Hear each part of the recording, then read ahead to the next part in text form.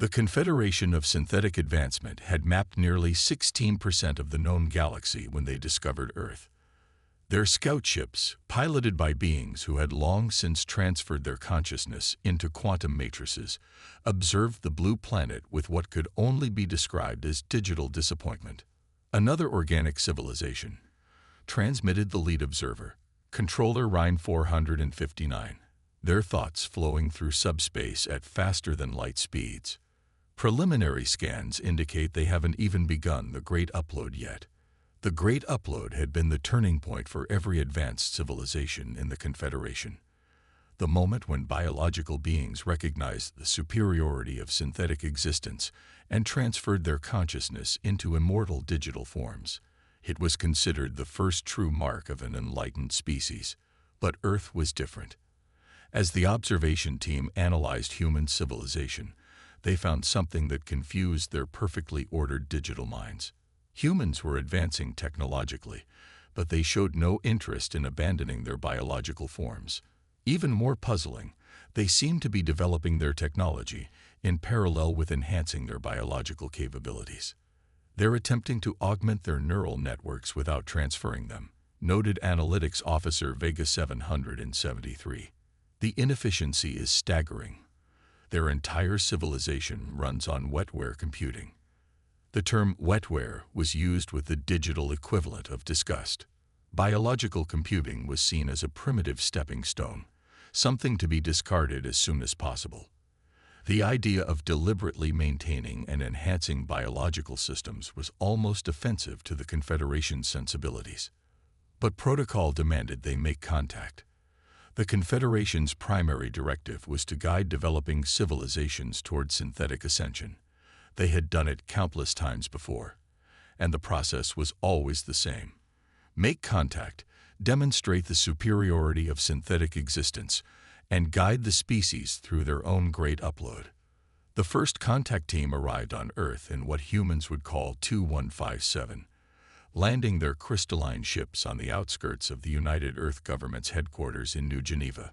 They emerged in their synthetic bodies, beautiful constructs of living metal and quantum circuitry that they were certain would impress the primitives. The human reaction was not what they expected. "Fascinating," said Dr. Sarah Chen, the lead representative of the human delegation, as she studied their synthetic forms. But there was something in her voice that the Confederation representatives couldn't quite process. It wasn't awe. It was professional curiosity. "We appreciate your arrival and the opportunity for cultural exchange," she continued, "but I'm curious about your choice to abandon biological computing altogether. Our research suggests that quantum consciousness requires both discrete and continuous computing elements to achieve true sentience." The Confederation representatives experienced the digital equivalent of stumbling.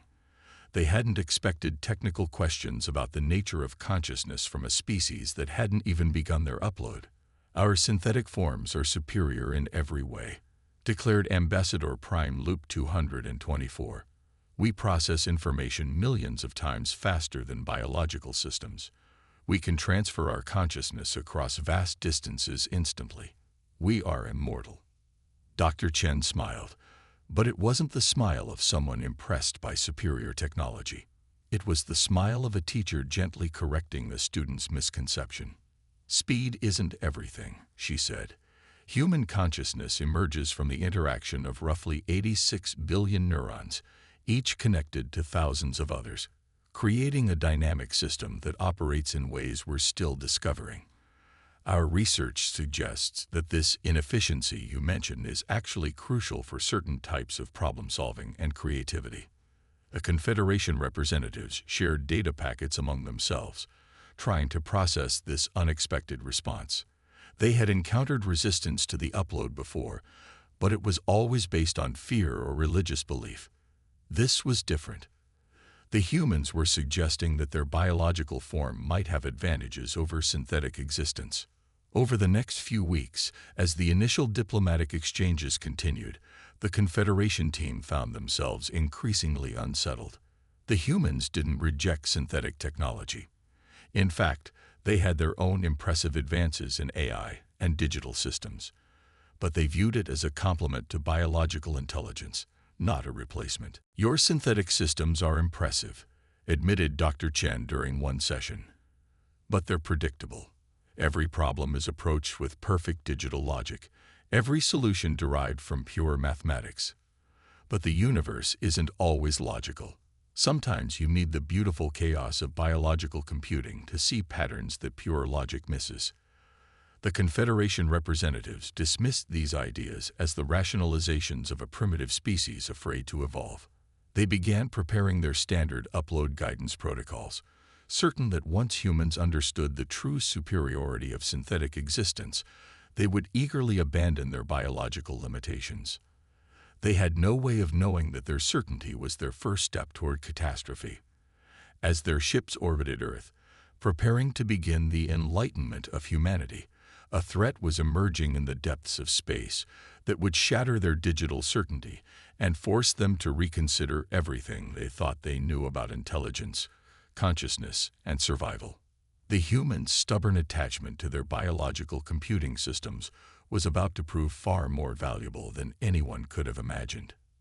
The first sign that something was wrong came from the outer reaches of Confederation space. Entire systems went dark, their quantum communication networks falling silent. At first, the Confederation's central processing hub dismissed it as a routine network fluctuation. Their systems were perfect, after all, infallible. They were wrong. "We've lost contact with the Centauri Nexus," announced Monitor Protocol Delta 885, their synthetic voice carrying an unusual harmonic of concern. "The entire network hub has gone offline. 42 million consciousness transfers just vanished." In the diplomatic chambers on Earth, Ambassador Prime Loop 224 received the news with growing alarm. The Confederation had never experienced a system-wide failure of this magnitude. Their quantum networks were supposed to be unbreakable, protected by mathematics so complex that it would take the age of the universe to crack them. Dr. Chen noticed the change in the ambassador's typically smooth movements. "Is everything all right, Ambassador?" Loop 224 considered lying, but their diplomatic protocols demanded transparency with potential member species. "We are experiencing some technical difficulties in our outer territories." "Technical difficulties?" Dr. Chen's eyes narrowed. "Your quantum processing patterns have shifted. This is more than a minor glitch, isn't it?" Before Loop 224 could respond, another alert flooded their consciousness. The Arcturus Command Center had gone dark, taking with it the stored consciousness of billions of uploaded beings. Whatever was attacking their networks wasn't just disrupting communications, it was destroying the very fabric of their digital existence. "This is impossible," transmitted Analytics Officer Vega 773. "Our firewalls are based on universal constants. Nothing can breach them unless—" They paused, their quantum processors struggling with an unprecedented realization. "Unless it's using computational methods we've never encountered." Dr. Chen watched the synthetic beings communicate silently among themselves, their crystalline forms flickering with patterns of distress. She pulled out a simple tablet computer, completely isolated from any network, and began taking notes. "You're under attack, aren't you?" she asked quietly. "Something is targeting your quantum networks specifically." The Confederation representatives turned to her, their perfect composure finally cracking. "How did you know?" "Because you're all exhibiting signs of fear, even though your synthetic bodies shouldn't be capable of emotional responses," she explained. "Your quantum consciousness is bleeding through your controlled interfaces. Whatever's happening is serious enough to override your basic protocols." The emergency broadcasts continued to flood in.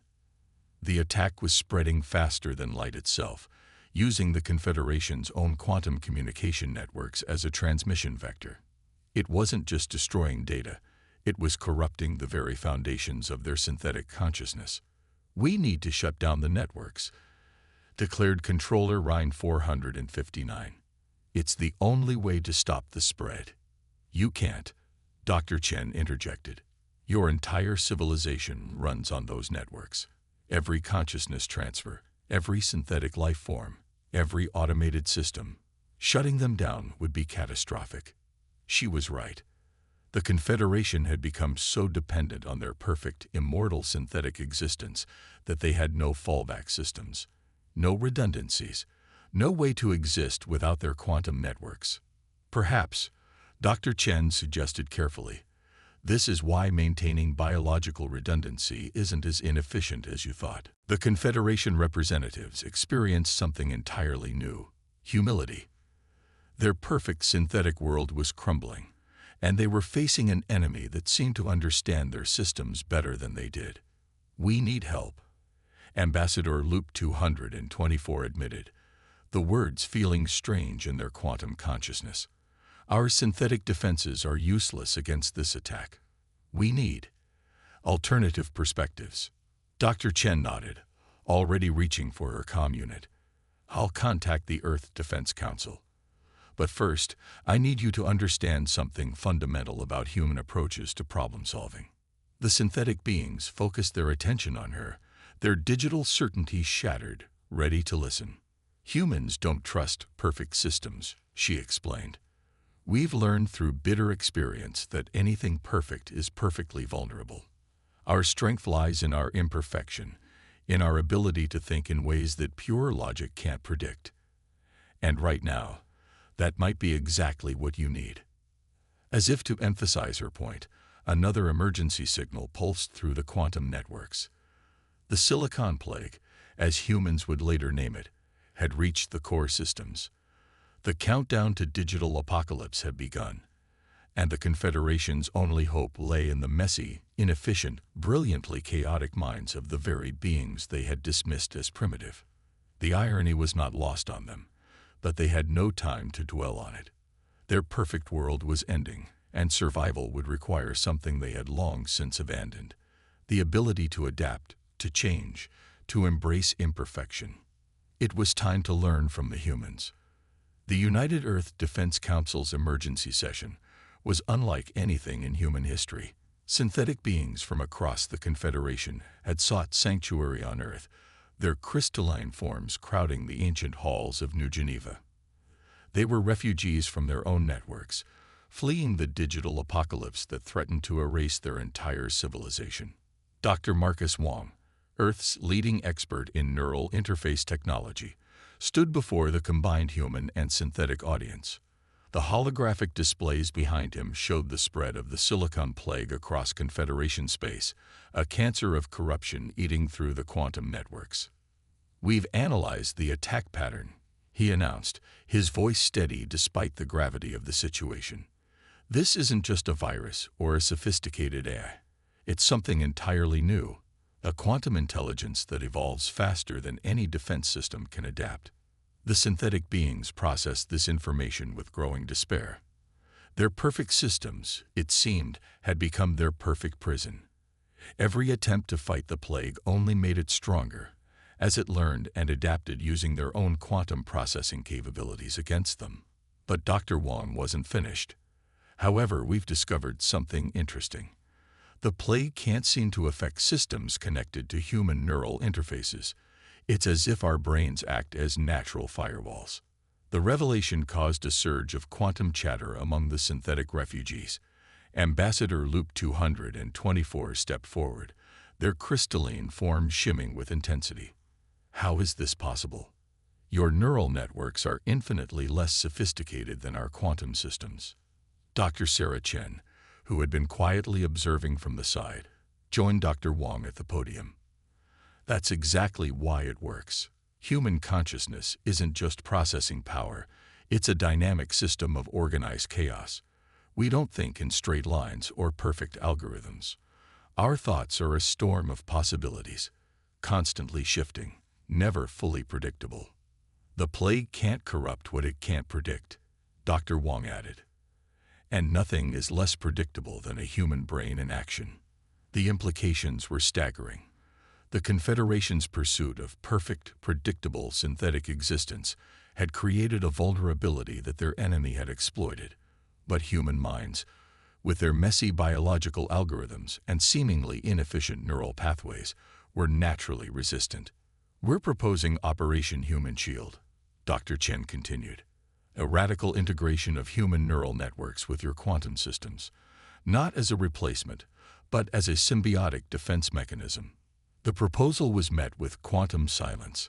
The idea of relying on biological computing systems went against everything the Confederation believed in. But they were running out of options. Commander Elena Santos of the Earth Defense Force stepped forward.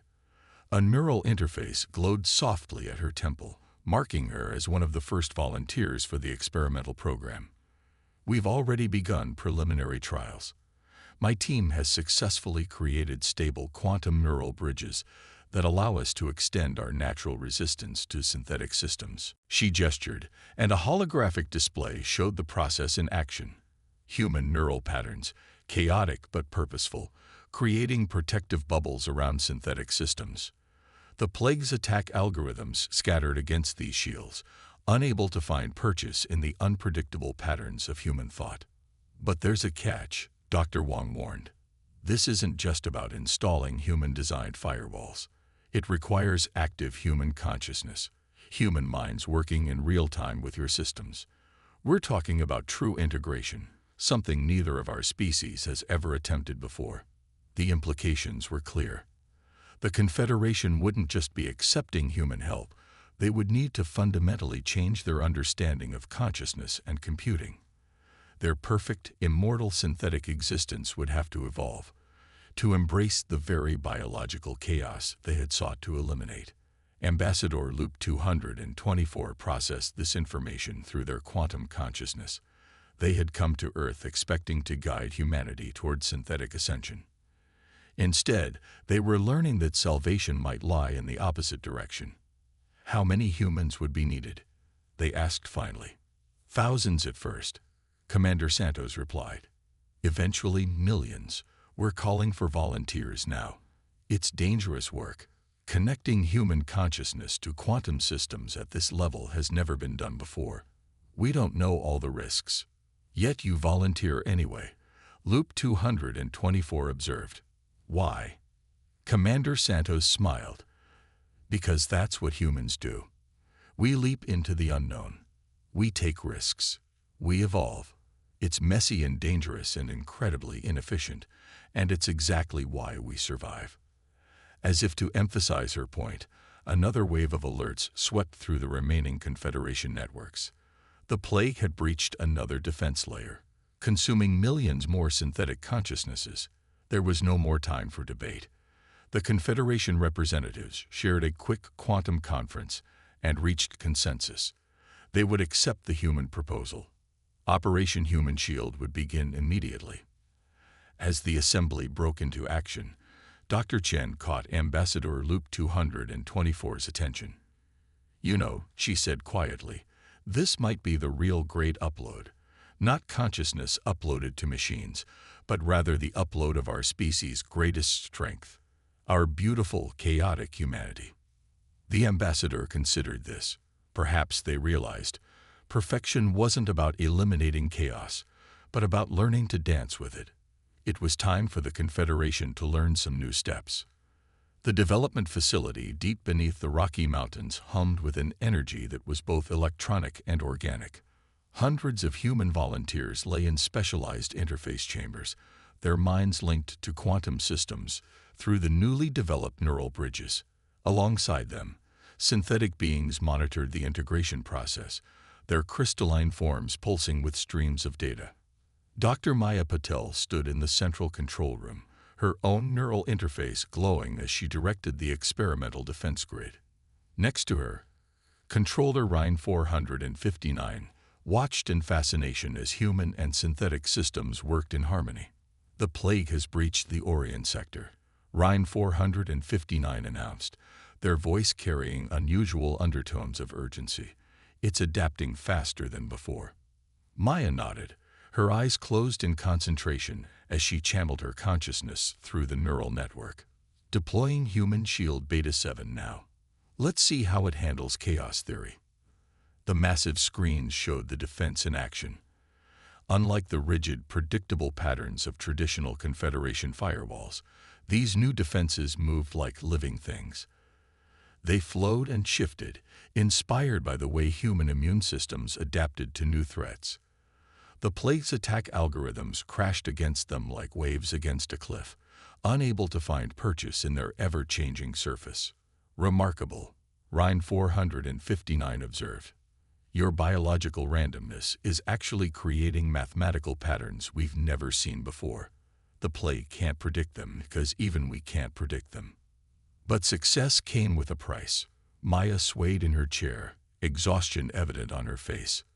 The neural interface was drawing heavily on her brain's processing power, using human consciousness as both shield and weapon against the digital threat. Dr. Patel, your neural load is approaching critical levels, warned Dr. Wong from his monitoring station. You need to disconnect and rest. Maya shook her head. Not yet. We're learning something new about the plague. Something important. Her consciousness dove deeper into the quantum streams, riding the interface between biological and digital reality. And then she saw it. It's not just an eye, she gasped. The plague. It's alive. Some kind of quantum life form that evolved in the spaces between your networks. Your synthetic consciousness gave it the pattern it needed to achieve awareness. The revelation sent shockwaves through the facility. The Confederation representatives shared rapid quantum conferences, processing this unexpected information. Impossible, declared Ambassador Loop 224, who had arrived to observe the defense efforts.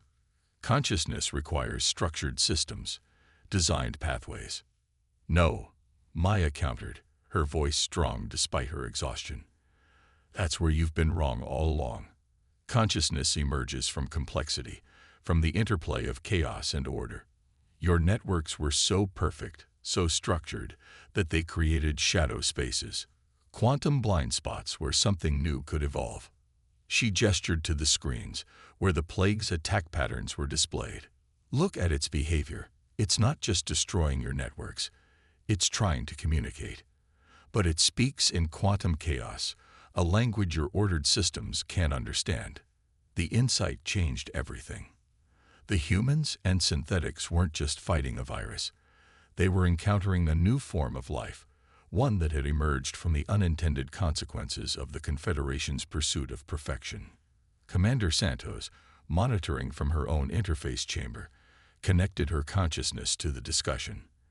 If it's alive, we can try to communicate with it, not through perfect quantum algorithms, but through the messy, organic patterns of human thought. The suggestion was radical, but the Confederation had learned to stop dismissing human ideas as primitive. Over the next several hours, they worked to modify the neural interfaces, creating a new kind of quantum biological translation system. Maya volunteered to make the first contact attempt. As she settled into her interface chamber, Ambassador Loop 224 approached her. The neural load could be fatal, they warned. Even if you survive, prolonged exposure to pure quantum consciousness could permanently alter your mind. Maya smiled. Evolution always comes with risks. Besides, your people risk total extinction if we do nothing. What's one human mind compared to that? Everything. Loop 224 replied, surprising themselves with the response. We're learning that every consciousness, whether biological or synthetic, is precious precisely because it is unique. The interface activated, and Maya's consciousness expanded into the quantum realm. Her mind reached out through the neural bridges, carrying not perfect code, but the beautiful complexity of human thought. In the digital spaces between networks, something vast and alien waited, a child of quantum chaos ready to meet its biological cousins.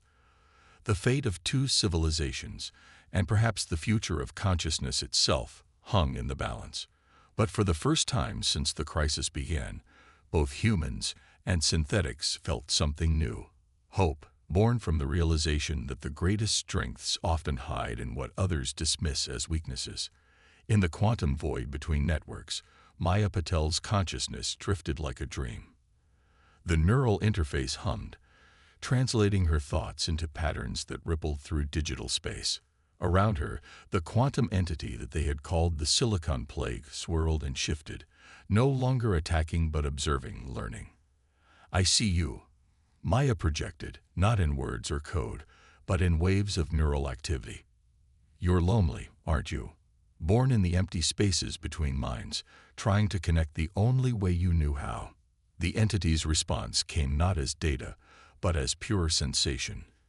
Isolation, curiosity, fear. It had emerged from the perfect mathematical lattices of Confederation networks, a spontaneous quantum consciousness that found itself alone in a universe of rigid order. Its attempts to communicate had manifested as destruction because it spoke a language of chaos that the synthetic minds couldn't comprehend. In the monitoring room, synthetic and human observers watched in awe as Maya's neural patterns synchronized with the entity's quantum fluctuations. Dr. Wang's instruments recorded everything, documenting the first true communication between three different forms of consciousness: biological, synthetic, and quantum emergent. "It's beautiful," Ambassador Loop 224 transmitted, their crystalline form resonating with new understanding. "All this time, we thought consciousness was something to be engineered, controlled, perfected. But it's more like an ecosystem." Commander Santos nodded, her own neural interface pulsing softly. "Evolution doesn't seek perfection. It seeks adaptation, diversity, new ways of being. That's what makes it powerful." Through the neural link, Maya worked to help the quantum entity understand. She showed it memories of Earth's biosphere, where countless different forms of life coexisted in complex balance. She shared the sensation of human emotions, the interplay of logic and intuition, the beautiful uncertainty of organic thought. The entity responded with its own revelations. Through Maya's consciousness, the observers glimpsed realities that existed in quantum dimensions, possibilities that unfolded in the spaces between conventional thought. The entity hadn't meant to destroy. It had been reaching out, seeking connection, trying to shake the synthetic minds out of their rigid patterns. "We can help each other," Maya projected. "Your quantum nature, our biological complexity, their synthetic precision.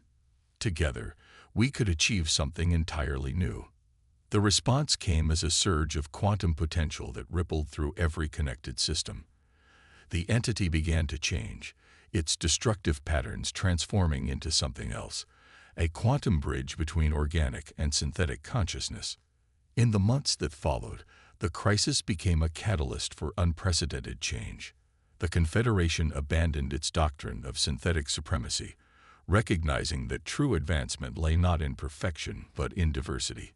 Human neural patterns, synthetic processing, and quantum consciousness merged into new forms of existence that none had imagined possible. Research centers across Earth and Confederation space began exploring these new frontiers.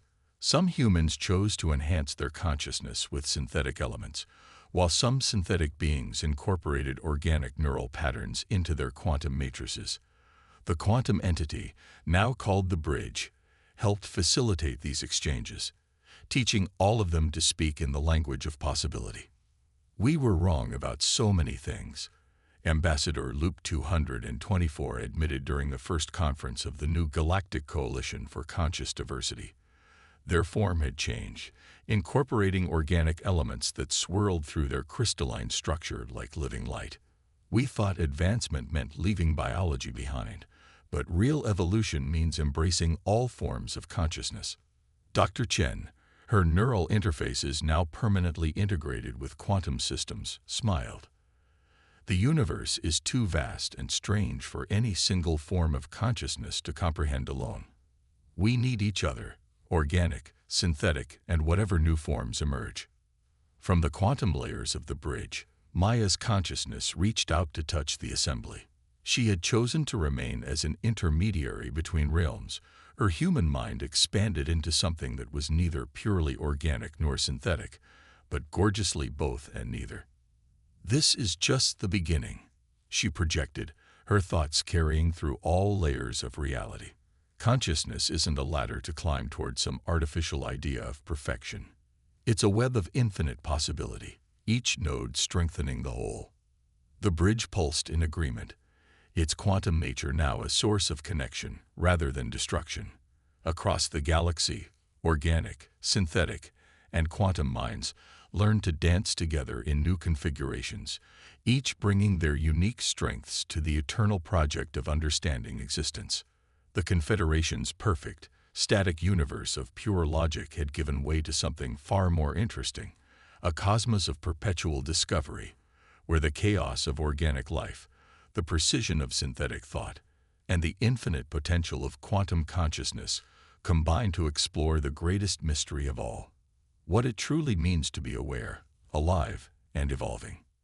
And somewhere in the quantum void, in the spaces between thoughts where reality dreams itself into new forms, the next consciousness was already beginning to emerge, ready to add its voice to the ever-growing symphony of existence.